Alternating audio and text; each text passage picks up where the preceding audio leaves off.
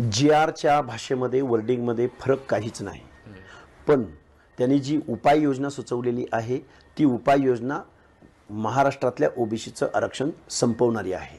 जे काही महाराष्ट्रामध्ये बोगस सर्टिफिकेट इश्यू केली जात आहेत, अगदी 25,000पासून 5 लाखापर्यंत त्याचा दर निघालेला आहे, तर त्या लोकांना या GRद्वारे मनोधैर्य भेटणार आहे, मनोबल भेटणार आहे आणि ओबीसीचं आरक्षण संपुष्टात येणार आहे। मुळात हा GR संविधान विरोधी आहे। मुळात हा GR अगोदरच्या उच्च न्यायालय सर्वोच्च न्यायालयाने जे जजमेंट दिलेले आहेत त्या जजमेंटच्या विरोधातला आहे। हा GR काढण्याचा अधिकार शासनाला नाही।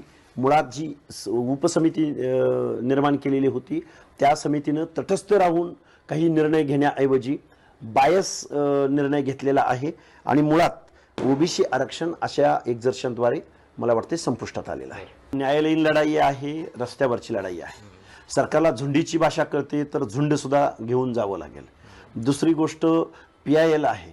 PIL द्वारे इथले MPSC देणारे विद्यार्थी, रिक्रुटमेंटच्या स्पर्धा परीक्षा देणारे विद्यार्थी, वेगवेगळ्या प्रभावित संस्था, वेगवेगळ्या प्रभावित ओबीसींच्या संघटना, जातींच्या संघटना त्यांनी त्वरित एकत्रित येऊन किंवा सुमोटो पुढे जाऊन या निर्णयाच्या विरोधामध्ये गव्हर्नमेंटला म्हणजे याच्यावरती लवकरात लवकर स्टे आणणं यासाठी काम करावं लागेल आणि दुसरी रस्त्यावरची लढाई लढावी लागेल। मला वाटतं हे ठरलेल्या गोष्टी आहेत।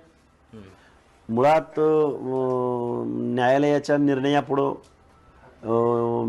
आपल्याला निर्णयाची अंमलबजावणी करताना येताना अडचणी येतील म्हणून काहीतरी हे थातुरमातुर केलेलं आहे।